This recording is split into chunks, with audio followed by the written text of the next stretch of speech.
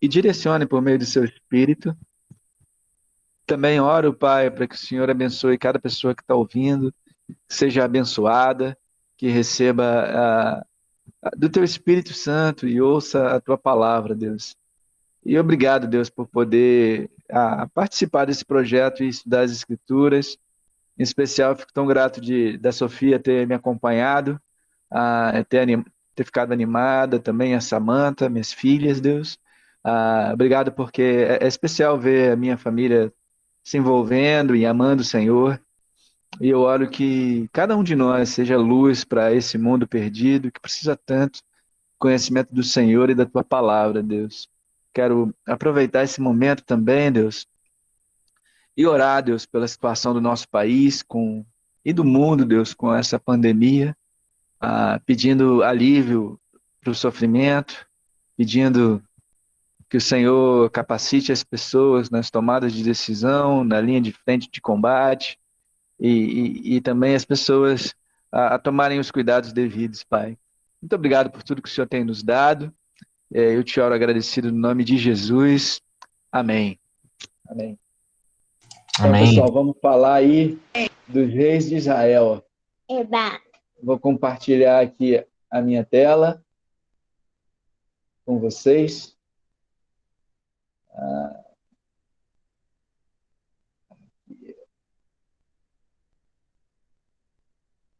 Opa.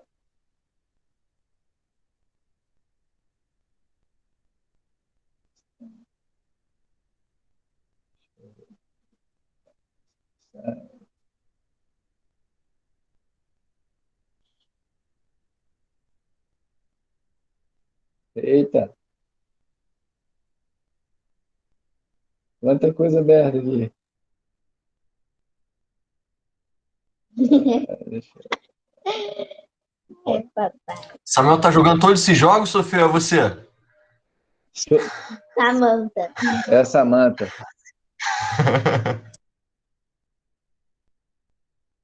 Então, pessoal, eu vou falar hoje sobre os reis de Israel, lá no nosso projeto 365, né?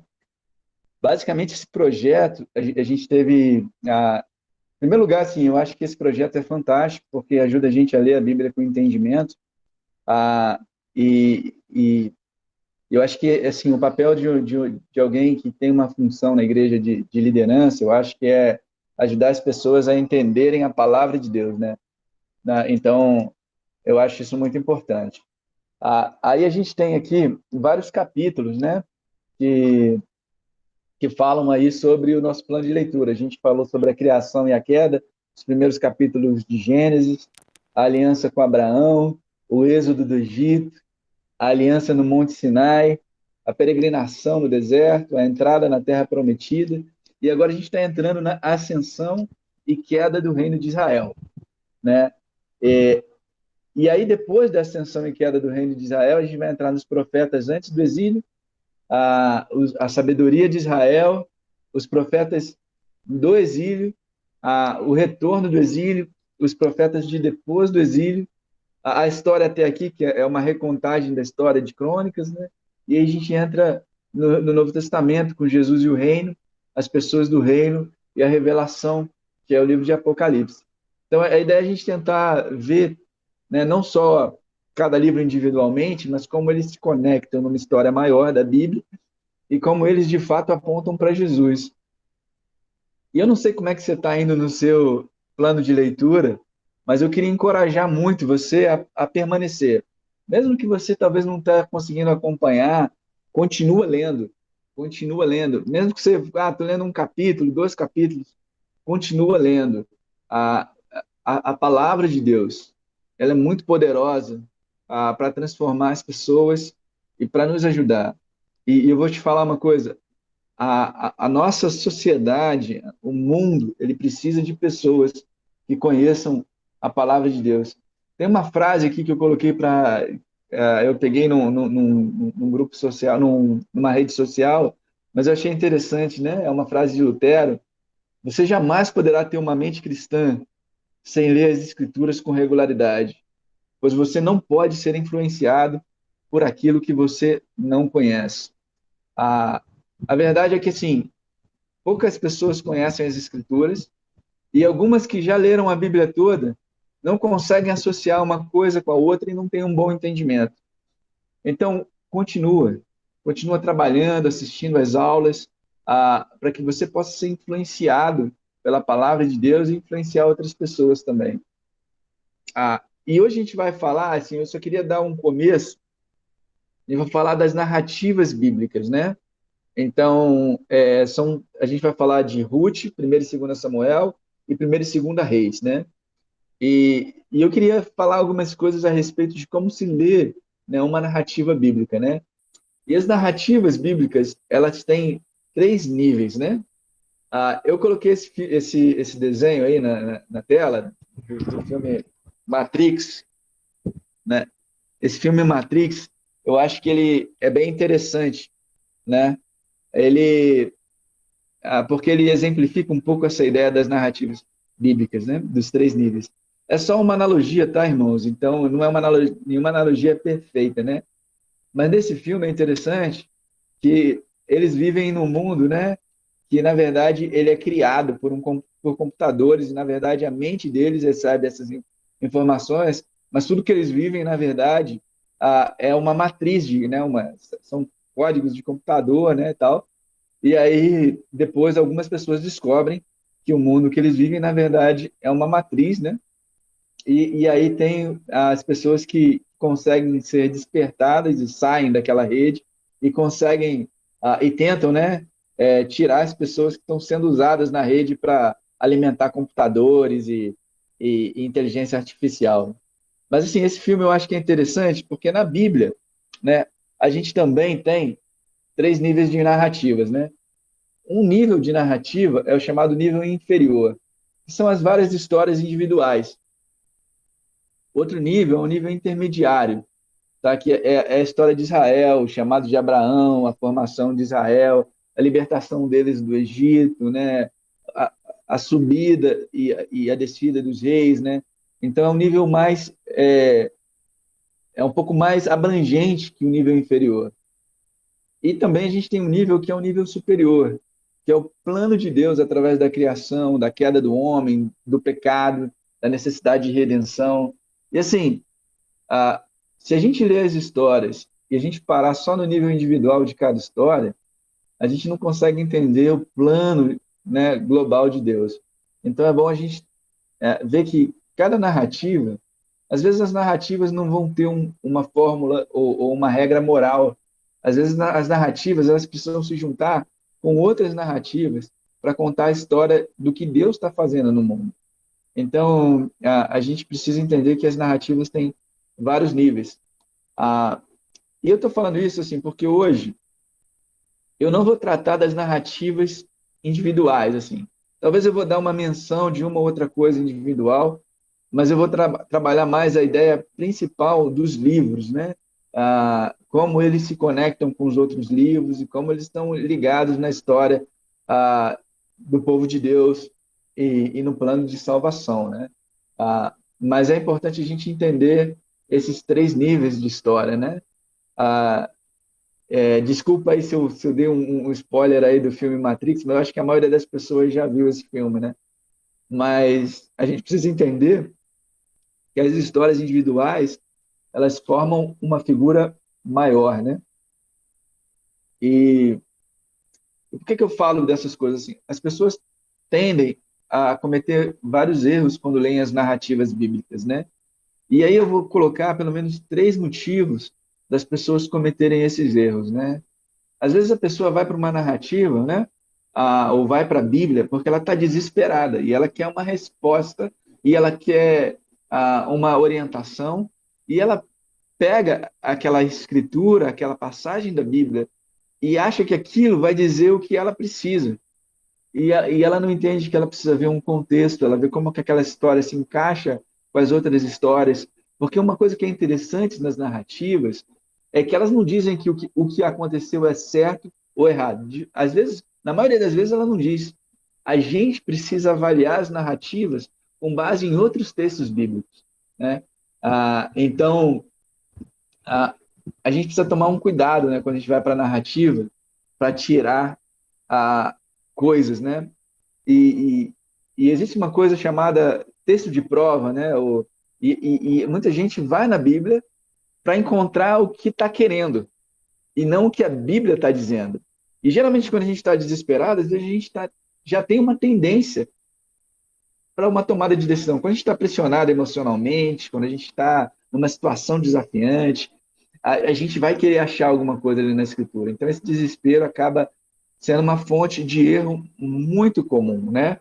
Então, uma coisa que ajuda muito é você ter o hábito de ler a Bíblia, estudar os contextos, a história geral, porque quando você estiver numa situação, você não vai, naquele momento, com impaciência, querer achar uma resposta para o que está acontecendo na sua vida. E, na verdade, algumas vezes, a, a Bíblia nem tem essa resposta. Ela traz alguns princípios para você, né? Então, o desespero é uma fonte de erro comum na leitura das narrativas. A impaciência é um erro comum nas narrativas, né? Você quer achar uma resposta ali rápido, né? Para resolver uma questão, para quer uma direção, né? E às vezes a gente também comete um erro quando lê as narrativas, que é achar que toda narrativa tem uma aplicação direta na vida pessoal. E particularmente para aqueles que são da Igreja de Cristo aqui, né, nós, né, a gente tem muito na nossa mente a 2 Timóteo 3,16, né, e 17, que fala que toda escritura é inspirada por Deus e útil para o ensino, para a correção, para que o homem de Deus seja apto e plenamente preparado para toda boa obra, né? Então, essa escritura, né, a gente sempre usou, né, porque toda escritura é útil. Então, eu preciso toda vez que eu ler a Bíblia, eu preciso tomar uma decisão, né? Só que, o que acontece? Algumas escrituras, né, não são para que você tome uma decisão baseada nela, mas ela é uma revelação de Deus para você, que te ajuda a afirmar algumas decisões que você já vem tomando, né? Então, essa ideia de que eu preciso tirar aqui alguma coisa para fazer, né? Alguma coisa que eu tenha que fazer, a gente precisa tomar cuidado com ela. Aqui eu não estou dizendo, irmãos, que a gente não deva usar a Bíblia para tomar decisões. Sem dúvida, depois de ler algumas coisas na Bíblia, a gente toma decisões para a nossa vida. O que eu quero dizer é que nem sempre todo texto que eu ler, todo versículo que eu ler, ele vai me dizer uma decisão. Eu preciso, antes de mais nada, entender o que Deus quer dizer como um todo. E uma vez entendido e conhecendo melhor a Deus, eu tenho mais a maturidade para direcionar minha vida naquilo que agrada a Deus, né? Então, esses são erros comuns na narrativa. E assim, antes de começar, né, a falar sobre Ruth, né, a ideia é fazer um panorama dos livros, né, eu queria lembrar um pouco sobre o livro de Juízes. A gente lê o livro de Juízes e uma das coisas, um resumo assim bem genérico desse livro, né, é que o livro de Juízes ele é um padrão trágico, né? O Rômulo fez uma aula muito boa falando sobre isso, né? Mas foi um padrão trágico. A gente viu os juízes fazendo Israel cair, né? Não foram. A gente vê a nação de Israel cada vez caindo, né? Para um estágio pior, né? Mas esses juízes acabavam libertando o povo por uma fase, o povo voltava novamente e a gente vê como que esse povo falhou, né? Várias vezes, né? E ele estava direcionando, né? O povo, né? Na grande narrativa, né? Da redenção divina, né? Que vai começar a avançar consideravelmente por meio das histórias de Ruth, né? E o bisneto de Davi, né? Ah, então, assim, o livro de Juízes foi um livro que mostrou falha. E por que a falha no povo de Deus, a falha deles liderarem o povo para Deus, e basicamente a falha do livro de Juízes eles falharam na aliança que eles tinham com Deus, de seguir a lei que foi dada para Moisés.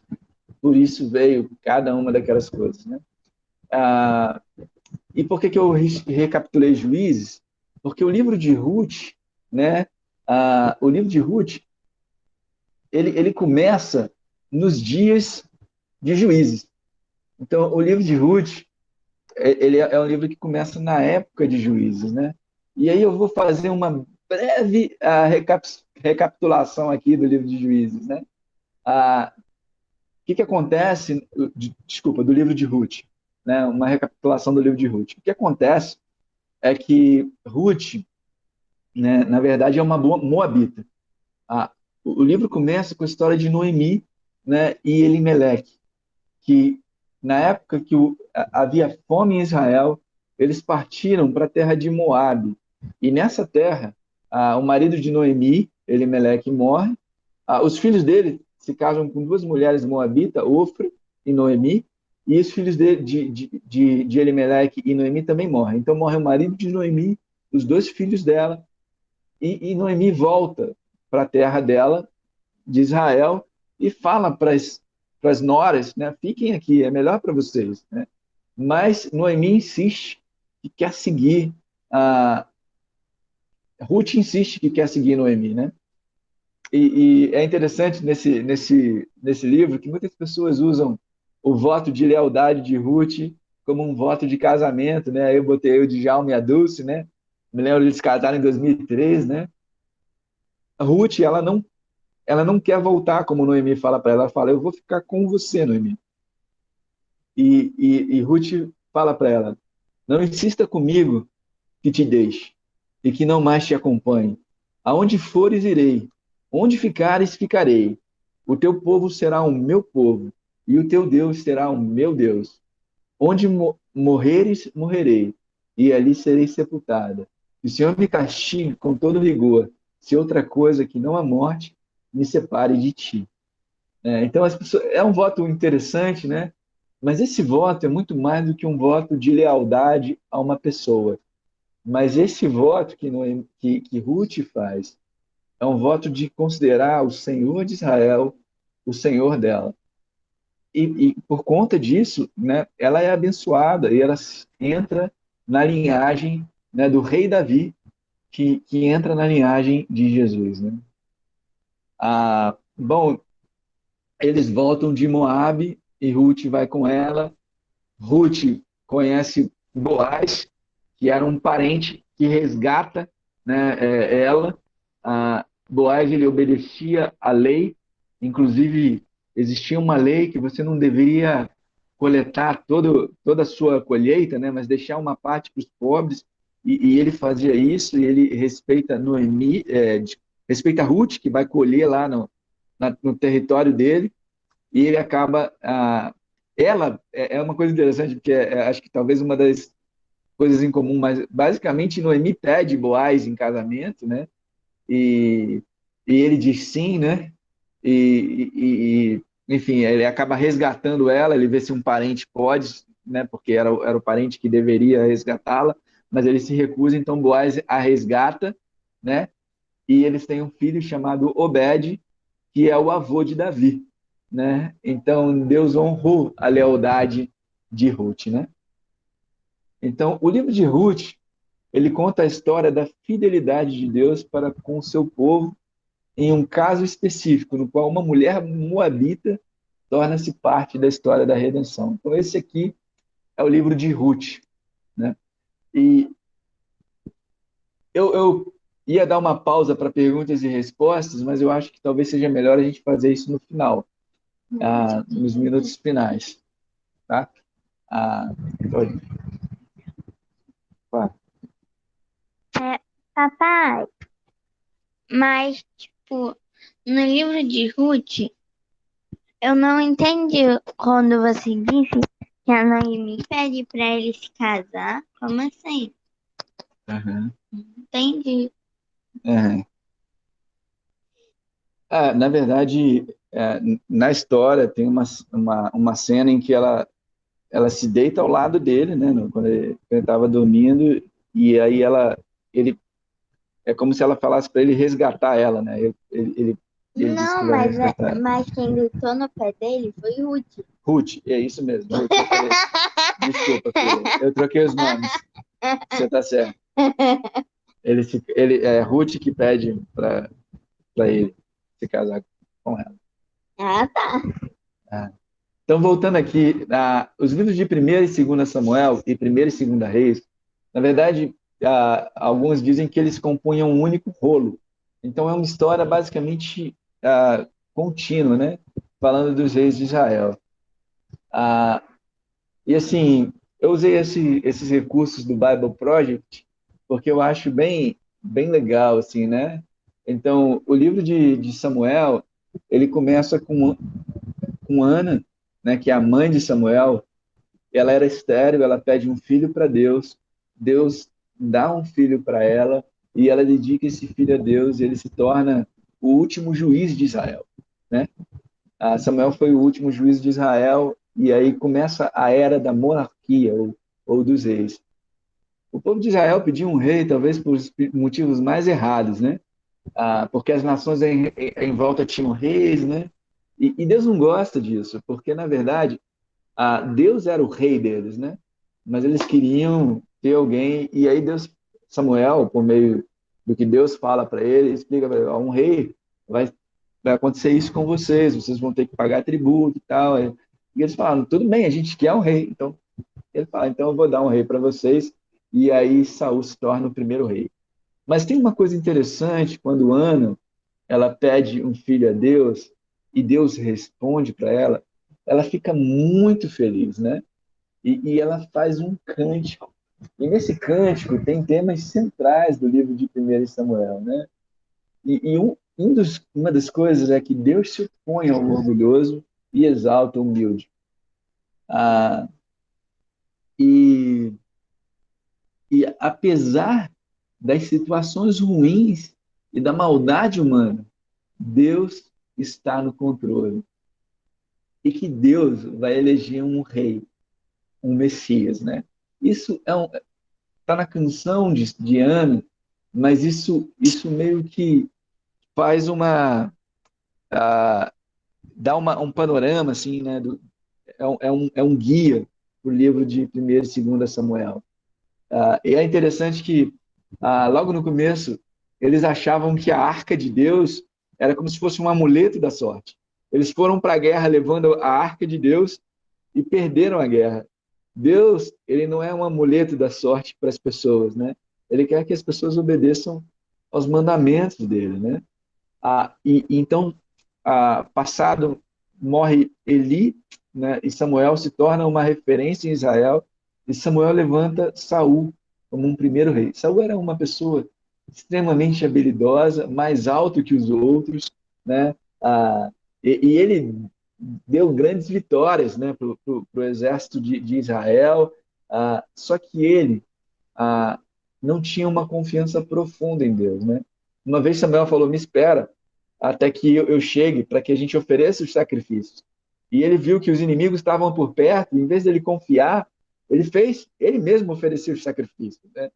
Ah, então, depois, né, Deus manda por meio de Samuel que ele eliminasse os amalequitas, que foi um povo que lutou contra Israel na época que eles estavam no deserto, e Saul fez as coisas do jeito dele. E Deus falou para ele que, por meio de Samuel, queria tirar o reino dele.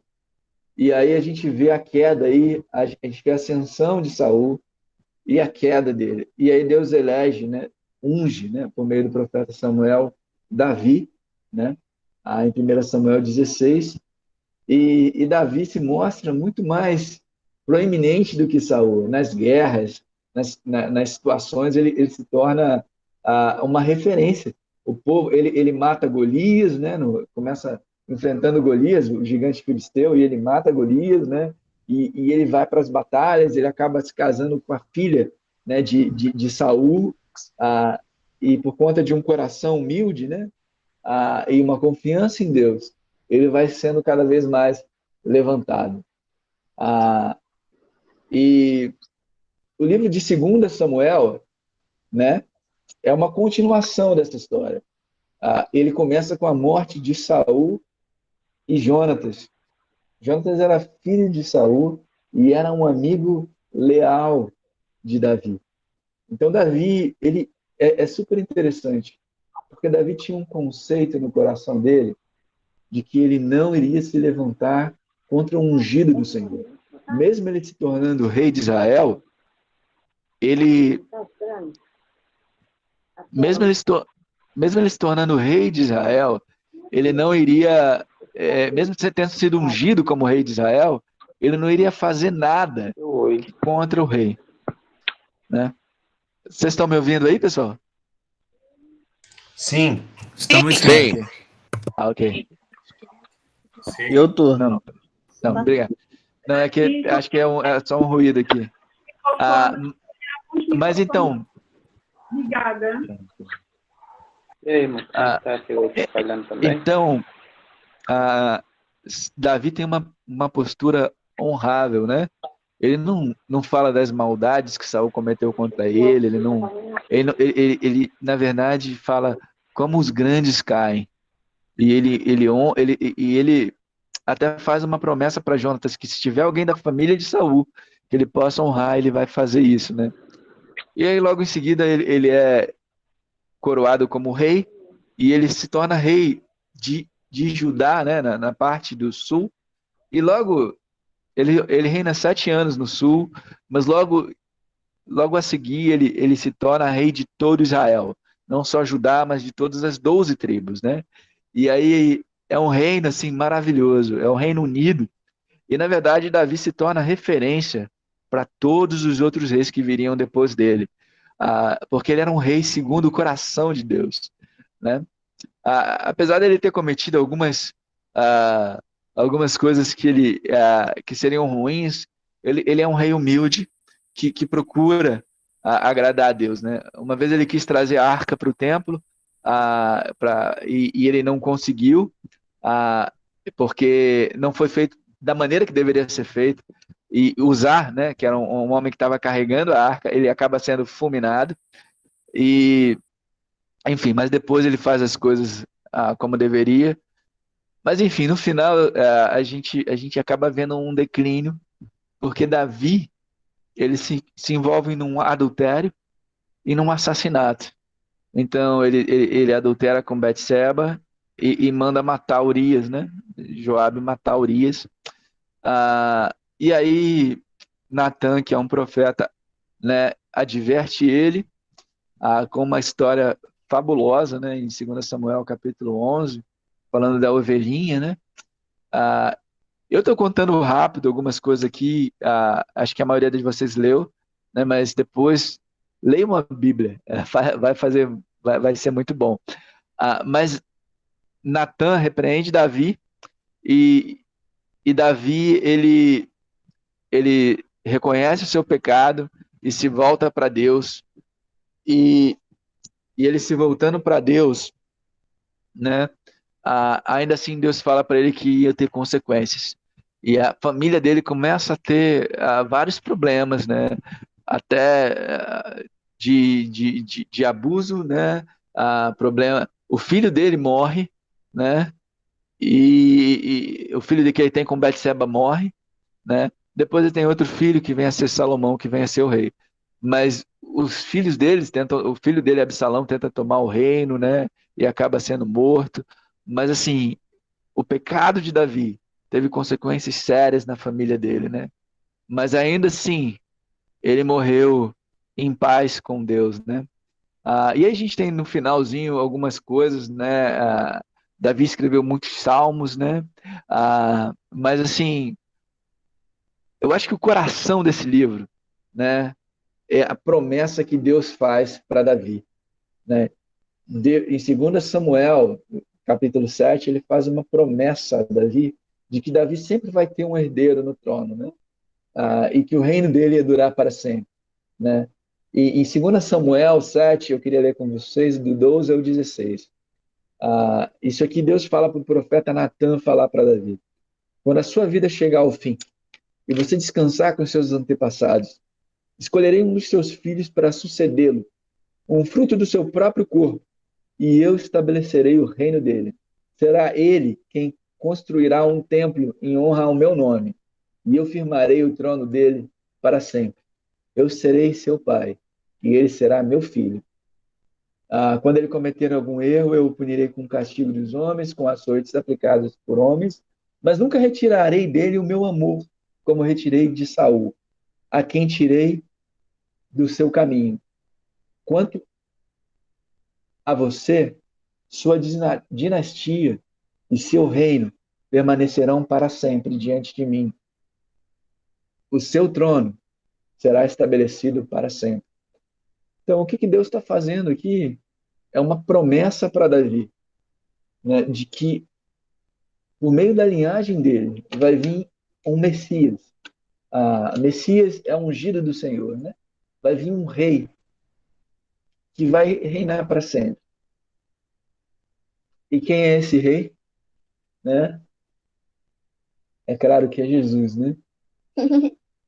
Agora, tem um vídeo no Bible Project, né, que ele coloca, chama-se Messias, né, ou Messias, né? E aí ele fala sobre a vinda desse Messias, que é Jesus, traçando desde Abraão até Davi, né? Desde aquela ideia de que a serpente vai morder o calcanhar, mas você vai pisar a cabeça da serpente, né? E assim, eu só achei assim, eu queria comentar com vocês, porque a gente tem usado o Bible Project como uma referência, mas eu discordei disso aqui, né? Eles colocaram como uma serpente ali atrás, né? Como a ideia de que Jesus morrendo na cruz, né, fosse alguma vitória da serpente, né? Mas na ideia da arte, né? E assim, a Bíblia fala que na cruz, Cristo se livrou do poder dos governos e das autoridades espirituais. Ele humilhou os poderes publicamente, levando-os prisioneiro no seu desfile de vitória. E assim, a nossa visão humana, né, eu acho que essa é a ideia que ele quis passar, né? Quando a gente vê Cristo morrendo na cruz, é de que é uma derrota, mas na verdade, Jesus estava vencendo na cruz. E Deus o, o reconhece na ressurreição, né? Mas a cruz foi uma vitória, né? Satanás, na verdade, foi levado e os seres espirituais foram levados prisioneiros no desfile dele de vitória. Então, a imagem que às vezes a gente faz, né, pode estar equivocada. E isso eu só queria passar para vocês aqui, né? Então, primeiro e 2 Samuel, fazendo um panorama, né? O livro de Samuel, ele leva a história de Deus até a monarquia, especialmente por intermédio da história de Davi, um homem de fé e ao mesmo tempo de fraqueza. A aliança divina com Davi é a base para o messianismo judaico, cumprido fielmente em seu Filho Supremo, Jesus de Nazaré. E a gente usou os vídeos do Bible Project, que eu coloquei alguns aí, e eu aconselho vocês a verem, são excelentes, são fantásticos, né?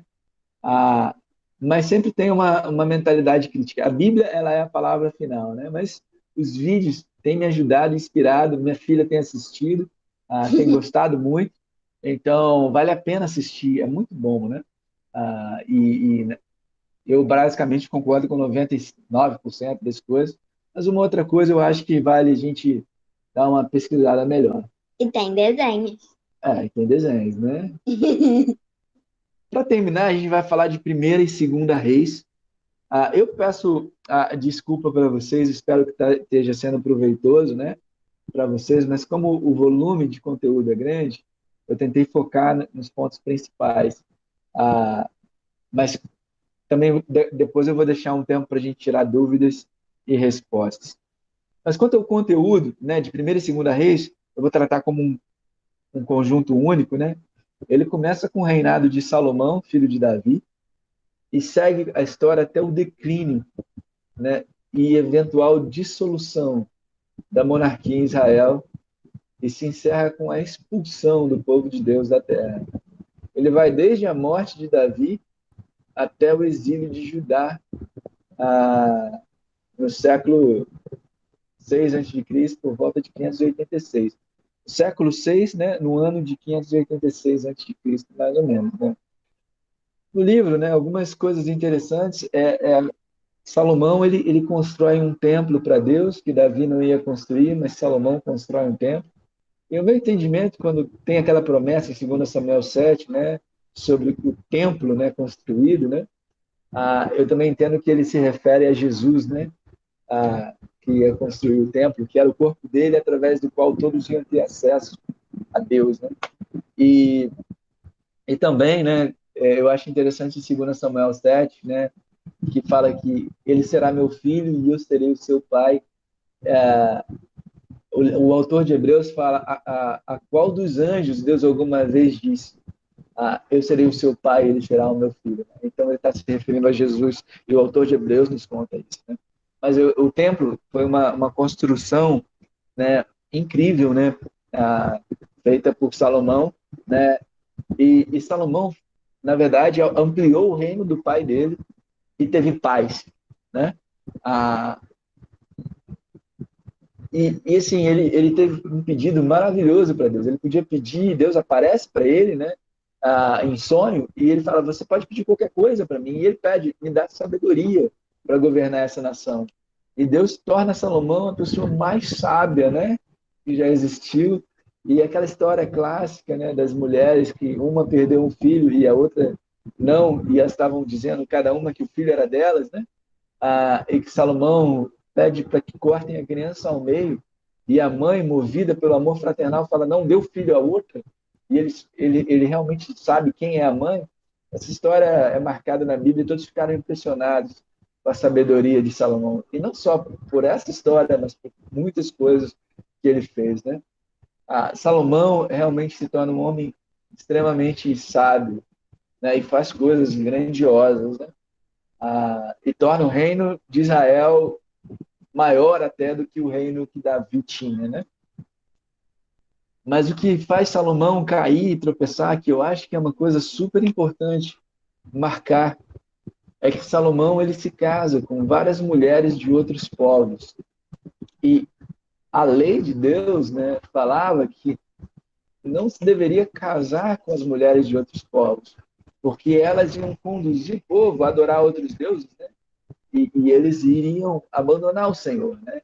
E acaba que Salomão acaba fazendo altares para vários deuses idólatras, né?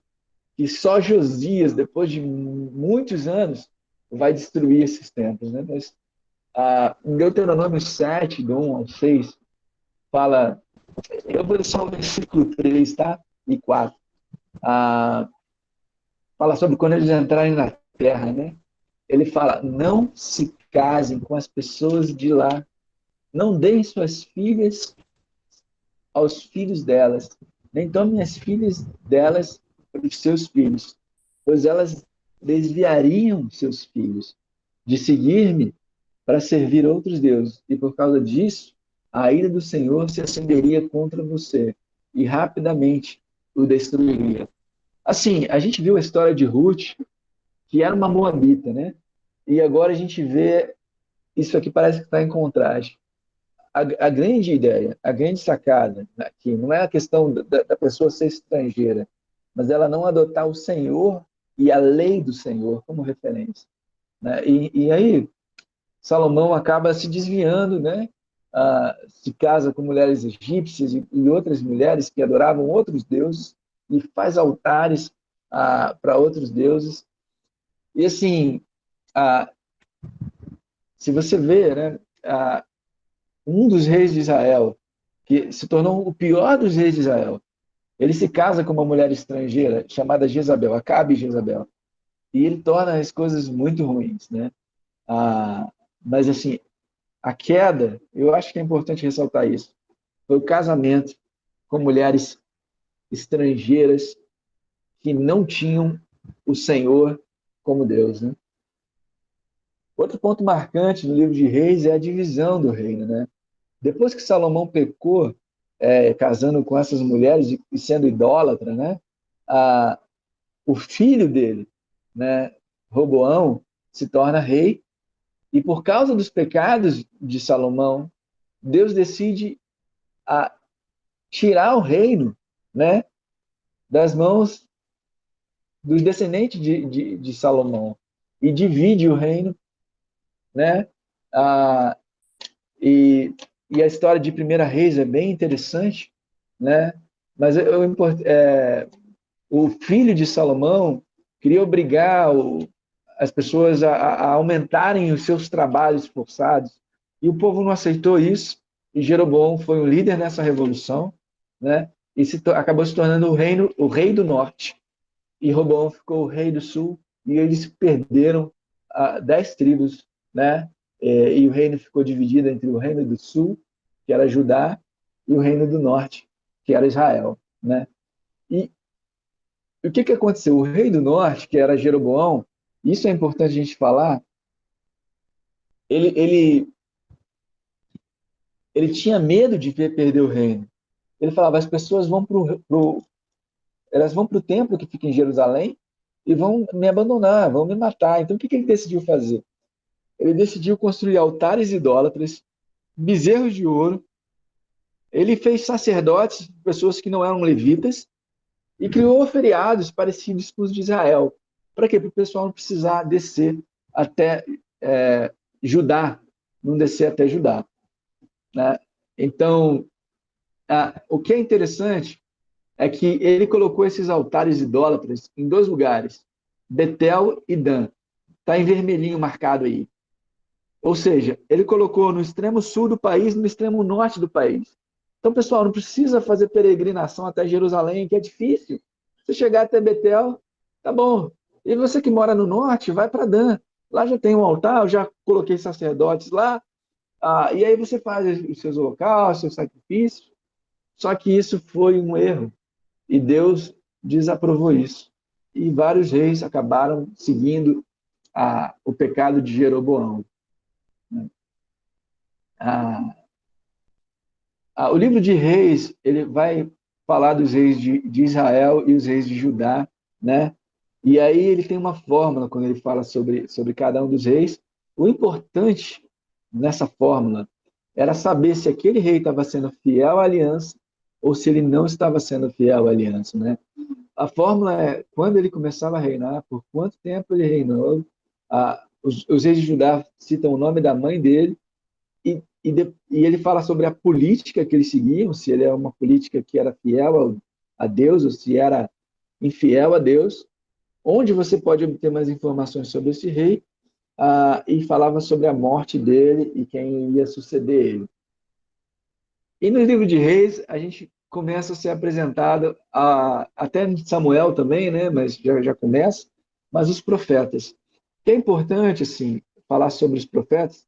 Elias e Eliseu, né? São os profetas principais em Reis, mas o papel de um profeta era reforçar a aliança que Deus tinha feito com Moisés, as bênçãos e as maldições, conforme Deuteronômio 28 e Levítico 26. Eles eram porta-vozes da mensagem de Deus e, às vezes, falavam de um futuro próximo. Uma coisa interessante, né, é que menos de 2% da profecia do Antigo Testamento é messiânica, né? Menos de 5% descreve a era da Nova Aliança. E menos de 1% diz respeito a eventos que iam acontecer na nossa época, né? Então, basicamente, os profetas, eles falavam das coisas, eles tentavam chamar o povo de volta à aliança que Deus tinha feito com eles, né? É claro que a gente tem várias profecias messiânicas, que a gente tem profetas falando da era da nova aliança, né? Algumas coisas acabam sendo luz que apontam, mas eles tinham basicamente um papel dentro daquela comunidade de chamar as pessoas de volta à lei de Deus, de Deuteronômio 20, e lembrar das maldições e bênçãos de Deuteronômio 28 e Levítico 26, né? E o livro termina com a queda de Israel e de Judá, né? De 2 Reis, né? Oséias, né? O rei era rei do norte em Israel, e ele é tomado pela Síria em 722 a.C., né? E os reis de Israel, todos eles foram em queda. Não teve basicamente nenhum rei de Israel que fez o que o Senhor aprova. Tirando Jeú, que foi um dos melhores reis ali de Israel, todos eles foram cada vez piores. Acabe acabou se casando com uma mulher, Jezabel, né? Sidônia, e acaba que acontece que os reis de Judá se casam com mulheres que eram da família de Acabe. E aí acaba ficando uma coisa ruim. E uma das mulheres da família de Acabe, chamada Atalia, ela manda matar, né, todos os descendentes reais e ela se torna rei. foi a única mulher, né, de Judá e Israel, que eu não me engano, que foi rainha, né, que reinou, né? Ela reinou 6 anos e tinham escondido um dos filhos, né? E aí ele volta com 7 anos, junto com o sacerdote, e aí ele começa a reinar, né? E aí eles matam, né, a Thalia essa criança com 7 anos começa a reinar.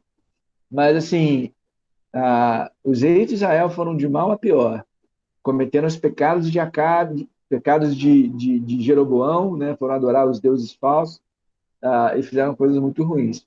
Os reis de Judá tiveram altos e baixos, né? Manassés foi um dos piores, assim, né? Ele já chegou até a queimar o filho dele, né? Para um deus, né? Ah, e assim, e Deus fala, olha, por causa dos pecados de vocês, eu vou trazer as consequências. E aí ele tira o povo da terra, ele leva cativo, né? Primeiro Israel, depois Judá, e aí todo mundo acaba sendo cativo na Babilônia, e aí a gente tem a queda de Israel e Judá, por causa da falha em seguir a Deus. Então, o livro de Reis, em última instância, responde à pergunta: à luz da aliança de Deus com Abraão e com Davi, como é que tudo isso aconteceu a nós? A resposta é: Deus não falhou com seu povo. O povo liderado por seus reis falhou com seu Deus. As alianças, afinal, têm escrito em si a contingência da fidelidade de Israel. Mas a aliança também promete o fim do exílio para os que retornarem a Yahweh. Né? E aí você pode ler Deuteronômio 30, do 1 ao 10. Para encerrar, assim, né, eu só queria falar que a gente deu esse panorama aqui de 1º e 2º Reis, 1º e 2º Samuel e Ruth, e a gente agora vai trabalhar nos profetas antes do exílio. É a leitura que a gente vai fazer, e vai ser nesse período que a gente leu aí dos reis, né? A gente vai ver esses profetas aí tentando impedir os reis e o povo de se desviarem de Deus, né? E voltarem para a aliança. Então essa vai ser o próximo capítulo, né? Os profetas antes do exílio, né? Então é isso que eu tinha para apresentar para vocês, meus irmãos. E queria deixar aqui um tempo para perguntas e respostas ou comentários, aí deixar vocês aí à vontade. Um abraço aí.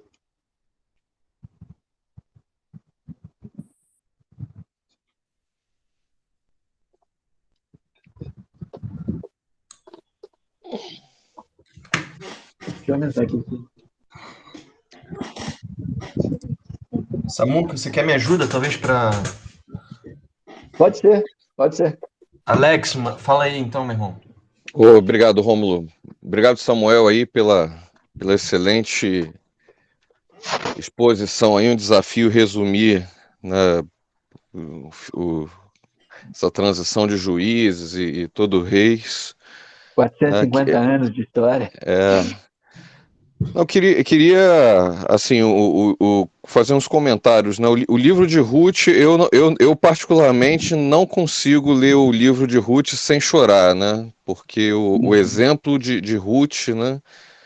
Eu acho que Ruth seria tudo que uma mulher deve ser, excelentes exemplos, né? Eu, se tivesse uma filha, botaria o nome de Ruth para marcar isso, né? É extremamente emocionante.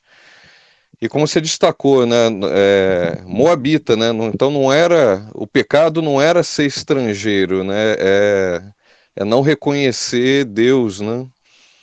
Então, né, Boaz, ele casou com uma mulher estrangeira, mas uma mulher com espírito corretíssimo, né, e fez parte dessa linhagem que é davídica e vai até o Cristo, né, porque a linhagem davídica conduz a linhagem messiânica também. Queria que você comentasse, se você puder, né, a situação espiritual de Salomão, né, porque Salomão ele já tinha uma proteção grande da promessa, né, de Deus a Davi, né, de que haveria paz no reinado do filho, né. Então, antes mesmo de Salomão fazer um pedido super assertivo, né, que agradou a Deus e que acabou concedendo a Salomão mais do que a sabedoria pedida, mas toda a riqueza, né, toda a referência em riqueza que permanece até hoje, né? Mas houve esse desvio de Salomão. Aí eu queria que você comentasse a sua visão, né? Não deixa de ser, né, especulativo, mas tem essa curiosidade de ver outras visões, porque essa sabedoria de Salomão, né, ele se perdeu com essa sabedoria, ele quis garantir as conquistas através dos casamentos, né, e como é que fica a situação espiritual de Salomão, né? Ele perdeu a salvação, por assim dizer, por conta, desse desvio no final da vida, ou, né, a gente não tratou ainda, mas o livro de Eclesiastes é uma grande meia-culpa uma expressão do arrependimento, né, e da reconversão de Salomão, de um retorno de Salomão a Deus, pela conclusão de Eclesiastes. Uhum. Não, obrigado, Alex, pela pergunta. Assim, eu tenho alguns pensamentos, né? Um deles é o conhecimento traz orgulho, mas o amor edifica, né?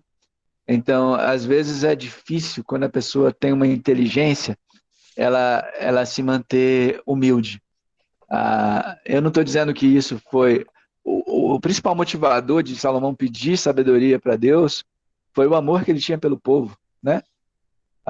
Mas talvez à medida que ele foi vendo o que ele tinha à disposição dele, ele perdeu esse amor, né? Outras, isso é uma suposição, mas assim, o meu entendimento é que Salomão realmente morreu afastado de Deus, porque ele realmente adorou outros deuses, né? Então, se eu não me engano, eu precisaria ir nas escrituras, né, para dar uma conferida, né? Mas se eu não me engano, ele fez o que o Senhor reprova, né? Ao final da vida dele, né? Agora, o que eu acredito é que os livros de Eclesiastes foram escritos, né, mais no início da carreira dele do que no final, né? No final ele, acho que nem se pegava coisas que ele escreveu, assim, né? Mas Ok. é uma opinião, né? Eu falo para você que eu vou dar uma olhada na Bíblia e te dou uma resposta lá no grupo de WhatsApp, melhor. É melhor lá no grupo. Obrigado, Samuel. Obrigado aí pelo trabalho seu aí, e de todos que estão apoiando o projeto, né? O Rômulo, a Nadine. Excelente aí essa oportunidade que vocês geraram aí para a Igreja do Rio. Amém. Obrigado, Alex. Andréia? Oi, Oi. obrigado pela aula, viu?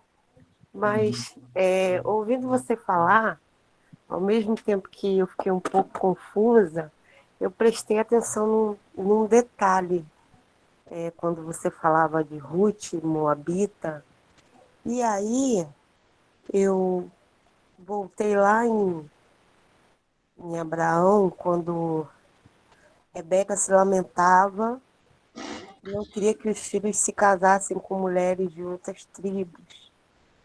E aí, indo para Ruth, eu vejo que Ruth era uma moabita. E aí, indo para um pouco mais à frente, vem Raabe. E dessa linhagem vem Jesus. E eu percebo que essa tradição se quebra quando Jesus conversa com aquela mulher samaritana. Então, é um pouco confuso, mas eu percebo que essa regra, ela aos poucos, ela começou a ser quebrada lá em Ruth. Ou eu vi, ou eu estou errada, fiquei um pouco confuso. Não, então, olha só. O que acontece é que Deus tinha um povo. Então, Deus se revelou de maneira gradual ao longo do tempo, né?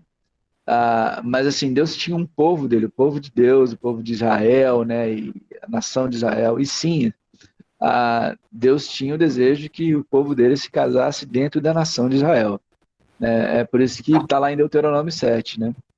Então, É que negócio, é muito improvável que alguém de outra nação, que não conhece a história do povo, que não vivenciou aquilo, tenha Deus como Senhor da vida delas, né? Então, e hoje em dia, assim, né? Um cristão se casar com uma pessoa que não é cristã, que não conhece a Deus, que não tem a referência, né, do Senhor na vida dela, é um passo que, na verdade, até primeiro quando a gente fala que se o marido de uma mulher morrer, né, uma viúva, né, ela pode se casar com outra pessoa desde que pertença ao Senhor, né, ou pertença à fé, né. Então a ideia de que sim, os casamentos de cristãos devem ser com cristãos, e que essa ideia assim do Antigo Testamento, eu acho que dá para a gente pensar sobre fé também, né? Mas era dentro do povo de Israel, sim, né? A gente tem, na verdade, tem 4 pessoas fora, né? 4 mulheres, né? Que aparecem, que são fora de Israel, mas não é a regra, é a exceção. E Deus usa isso, né? Para que a gente tenha uma certa humildade e reconheça que o povo de Israel falhou, mas algumas mulheres tiveram fé e que não eram nem do povo deles, mas tiveram fé no Deus de Israel. Então a questão é essa, entendeu? Espero que Obrigada, tenha ajudado. obrigada. Samuel, com licença, só lembrando que na própria lei tem, como você falou, né, regra e exceção, né? A lei ela tem exceção para estrangeiros que vivam no meio do povo, desde que eles sejam fiéis à lei, né? Então, ninguém é condenado, nem na época da antiga aliança, por ser estrangeiro, né? Mas por não adorar a Deus, por não ter Deus como único Deus, né? Uhum, É, uhum. quando eu Muito bom. questionei, foi a questão da regra, questão da lei, né? Não Uhum. da fé em si. Mas muito obrigada pelo esclarecimento. Obrigado. Dulce, aí eu acho que é Vera e Luci.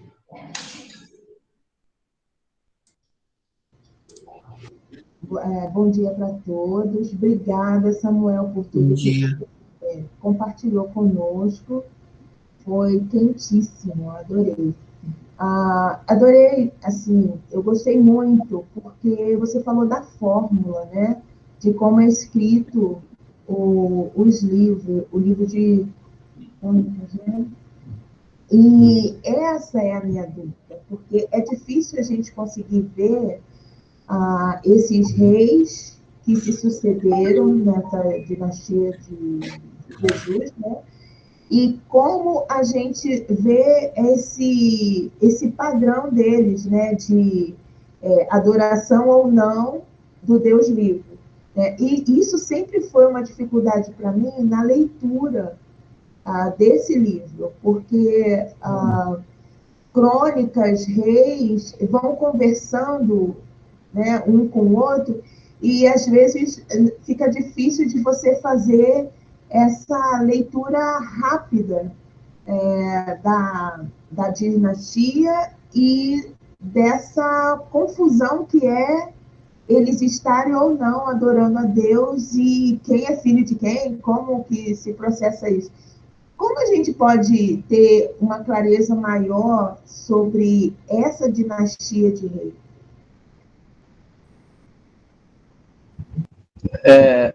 Oi, Dulce.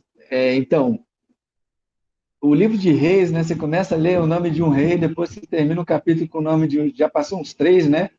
E aí você sabe qual é o nome do primeiro, né? Aí você já esqueceu, né? Tem tanto nome, né?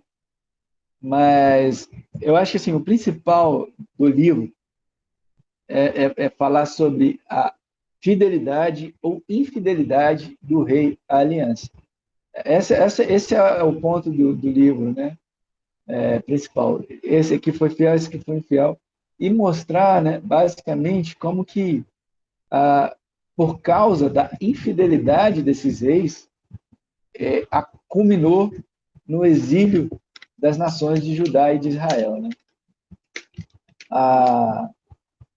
Não sei se teriam uma dica em específico, assim, né? Mas talvez fazer algumas anotações, né, tal, mas realmente são muitos nomes, né? Mas o principal é focar, né? Entender que tem a divisão dos reinos, tem Judá e Israel, são dois reinos distintos, né? Apesar de serem meio que irmãos, né? Acabam sendo dois reinos distintos, e aí tem o rei de Judá e de Israel, e tentar fazer o estudo deles, talvez tentando anotar, mas o principal é se eles são fiéis ou infiéis à aliança de Deus. Esse é o ponto. Não sei se eu ajudei aí. Obrigada sim. Boa, Filipão, linha do tempo mesmo. Uma linha do tempo ajuda bastante. Eu vou ver se eu passo para vocês uma linha do tempo. Tem uma linha do tempo dos reis, é bem legal. Samuel, queria falar também que para mim foi Então, muito. Fala, Romo. tá a ordem aí, migão. Tá. Desculpa. Vamos seguir a ordem aí. Desculpa. Tranquilo, a Vera agora. Depois a Lucy, depois o Alex, depois você, Vitão. Não sei se nem se vai dar tempo. Vamos tentar. Bom dia, eu vou falar rapidinho, mas eu queria muito expressar gratidão aí ao Samuel, a todos, né, Rômulo, Alex, Nadine, todos que estão contribuindo aí com a gente nesse aprendizado, tem sido muito especial, né? Eu sempre me emociono muito em ler e ver a história, né? E ter um pouco mais de entendimento, mas vendo, assim, às vezes parece que Deus fez distinção do pecado de Davi e de Salomão, né? Porque os dois pecaram. A gente aprende que não há diferença de pecados. Mas Davi também pecou, mas a gente vê claramente que Davi se arrependeu, né? E mostrou ainda durante o seu reinado seu arrependimento. Então, mas vê também o quanto que ele sofreu, né? Porque ele ir para uma batalha contra o próprio filho, isso eu fiquei assim impactada de ver quanto que ele perdeu um filho também, que ele esperava, né? Então ele sofreu bastante também, né? E Salomão, ele teve uma vida bem legal, poderia ter feito muito melhor uso de tudo que Deus deu a ele, né? Ele se envolveu, enquanto a gente tem que cuidar mesmo do nosso coração, do nosso emocional, com as pessoas que a gente se relaciona, porque ele acabou se relacionando com outras mulheres, né? Não tinha necessidade de 1000 mulheres.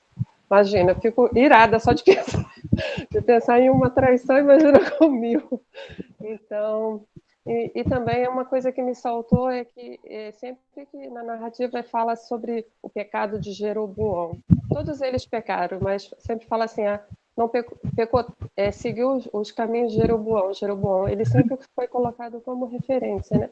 Eu fiquei pensando, nossa, ele deve ter sido muito ruim mesmo, porque ele sempre foi tido como referência ruim, né?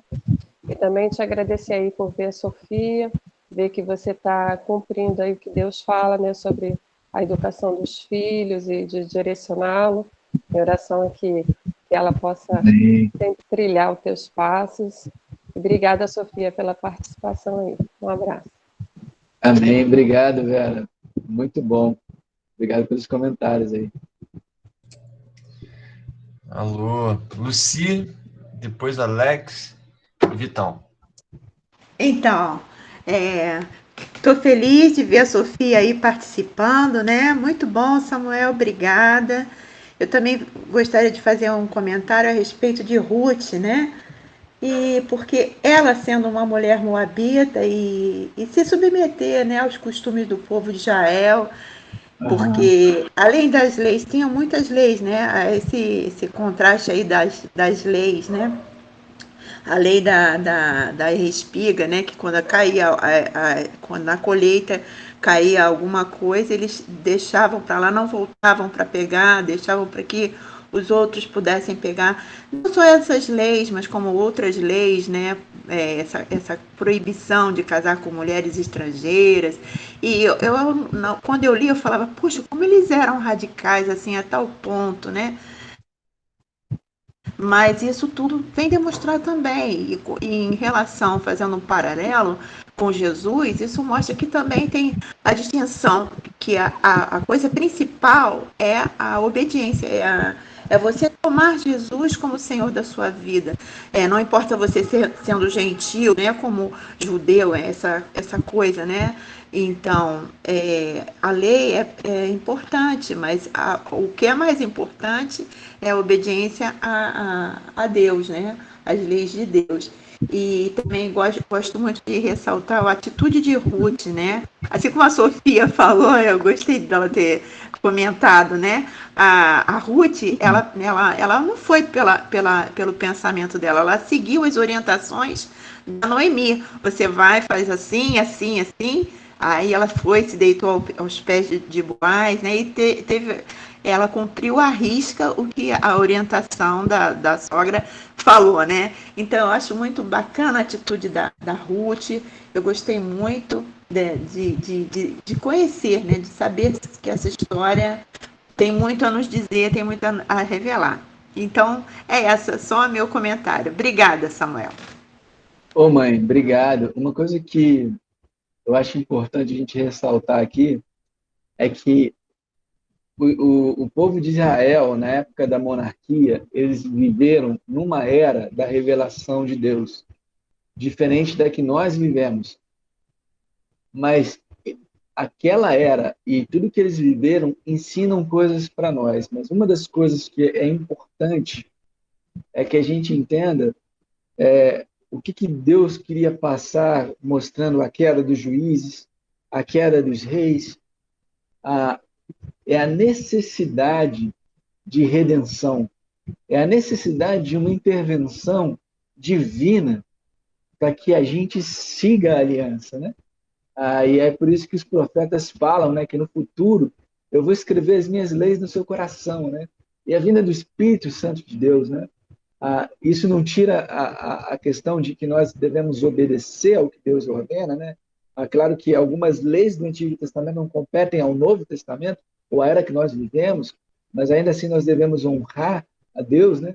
Mas a gente precisa entender da nossa necessidade da presença de Deus em nós, para que nós cumpramos a vontade dele na nossa vida, né? Eu acho que isso é um ponto bem marcante, né? A Bíblia não é uma história de sucesso atrás de sucesso do povo de Israel. Na verdade, quando Eli morre, né, e a nora dele coloca o nome do filho de Icabode, né, que é sem glória, ou glória nenhuma. Porque Israel, na verdade, mostra que várias vezes a glória dele foi desvanecendo, foi perdendo, eles foram caindo cada vez pior, né? Até que veio o Salvador, né? O Messias, né? E mostrou que a forma, né? A relação, né? De seguir a Deus, existia necessidade de algo mais. É por isso que Jesus veio e a gente entende que nós precisamos de Jesus em nós, do Espírito dele em nós, para realizar a vontade de Deus. Sem isso, e na verdade, cada vez que os reis se levantaram, ou que os juízes se levantavam, a Bíblia fala que o Espírito de Deus veio sobre eles e eles se levantaram. Então, essa ideia da inadequação e da necessidade do trabalho de Deus em nós é importante. Obrigado, mãe. Amém. Alex? Rapidinho, Samuel, até reforçando a tua introdução na aula de hoje, né, a maneira de ler a Bíblia, né, e essa maneira de se guiar na narrativa é muito importante. Então, no projeto, pela primeira vez, a gente sai aí da ordem que os livros estão apresentados na Bíblia, que não é uma ordem cronológica, né? E vai saltar aí dos livros de Reis para o profeta Isaías. Eu queria que você fizesse aí, talvez um spoiler, né, que o projeto deve voltar, mas a diferença entre os livros de Reis e os livros de Crônicas, né, que tem muita narrativa aparentemente coincidente, que aparece em Reis e em Crônicas. Qual é a diferença dos livros de Reis e de Crônicas, já que está falando dessa época aí dos reis de Israel? O que eu vou precisar dar uma estudada para te falar sobre isso. No meu entendimento, que o livro de Crônicas é basicamente uma repetição, né, das coisas que acontecem em Reis, com um ou outro detalhe a mais, né?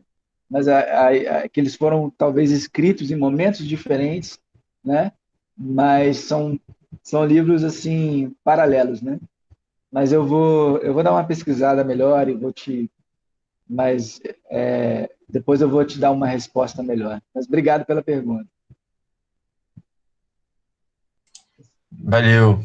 Uma coisa, Samuel, posso dar só uma palhinha do que talvez eu vi sobre crônicas?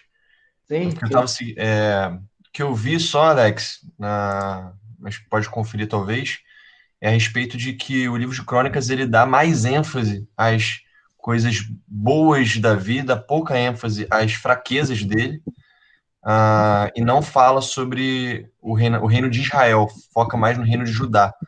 Então, isso são alguns detalhes que eu lembro que eu já estudei, mas acho que a gente vai falar sobre isso um pouco mais à frente, né?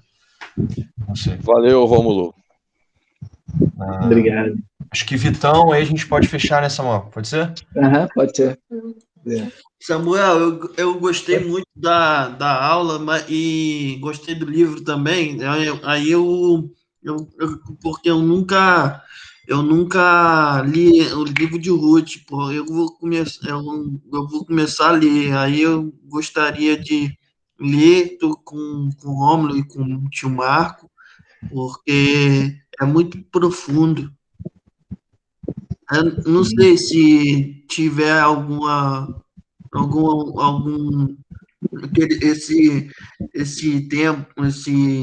esse tema aí foi muito espiritual para mim. Obrigado, Vitão. Muito legal. Falou. Vitão é brabo. Quer falar? A Sofia quer fazer um comentário aqui. Deixa o Alex falar, depois tu fala. Não, é que a mãozinha aqui ficou... Já falei demais, deixa a Sofia falar aí. Pode falar. Primeiro eu queria falar pro papai que eu gostei muito dos meus da aula, porque foi muito legal. E eu também queria falar do livro de Ruth, que eu achei interessante também, porque, tipo, é uma história bem curtinha. Tipo, eu li no meu livro, eu li na Bíblia, é bem curtinha mesmo, mas é muito legal e fala sobre, sei lá, o tataravô ou avô, sei lá, de Davi, que vai ser alguma coisa de Jesus. Então, é uma história bem pequena, mas é muito legal e tem muita coisa importante que aconteceu. Legal. Ô, Sofia, aproveita que você está perto do seu pai e dá um beijo e um abraço para agradecer em nome de todo mundo. Aproveita aí que você está aí. Beijo e abraço no papai. Muito bom. Obrigado aí, pessoal. Muito bom estar com vocês, tá? Tem um amigo meu aqui também, Felipe. Obrigado pela participação também. Obrigado por todos aí. Valeu, pessoal. Essa gravação vai estar disponível no YouTube, tá bom? Para não ver de novo, assim como as outras também do projeto. Então, é isso aí. Vou encerrar aqui. Obrigado. Um abraço a todos, Deus abençoe.